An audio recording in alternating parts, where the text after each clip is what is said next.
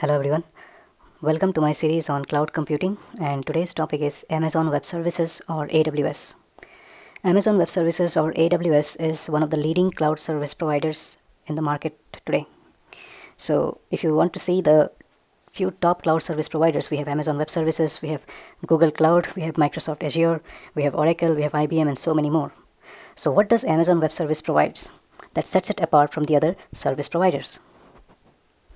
Amazon Web Services provides a huge list of services, around 160 services, including computing, networking, analytics, storage, database, etc.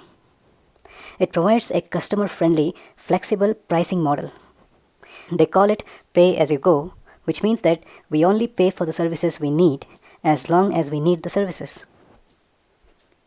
It provides flexibility of selecting or customizing our environment based on our software and hardware needs.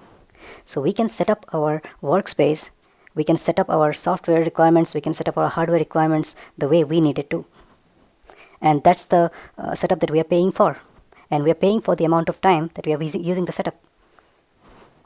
It provides a cost-effective, economical services since the customers are only paying for the computing power or hardware requirements. So like I said earlier, we design our own system requirements. We choose our operating system, we choose the software that we need to install, we choose our hardware requirements, and we are only paying for those selections that we have done based on the amount of time that you're using it.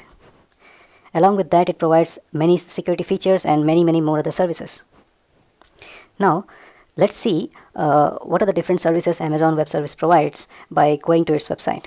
Now, just fire up Chrome and type https aws.amazon.com, and it brings you to the Amazon Web Services homepage.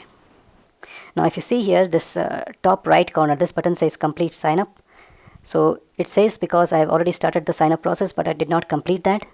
But for you it should say create a new account in case you're visiting this website for the first time.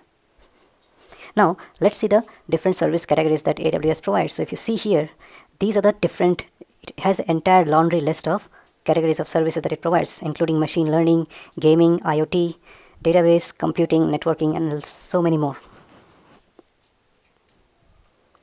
It also provides many free services. So if you come here, there is a section called free tier. Click on learn more, and it gives a list of services which it provides. Either it provides the services for free, as long as you need the services, or it provides the services free for a certain period of time, let's say 12 months, or you can go for a trial version of the service. So if you come down here, it shows the detailed list of the different services it has hosted, either for 12 months period free, or for completely free for as long as we need the service, or free on a trial basis. You can also use these checkboxes to narrow your search based on the services that you are interested in. Now, this is what the sign up page looks like for AWS. You can provide your email ID, select a password, and provide the AWS account name. And this is just step 1 of 5.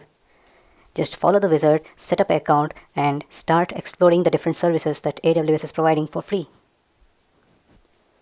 In the next video, we're going to log into the AWS dashboard and look at some of the free services and explore the dashboard or account page.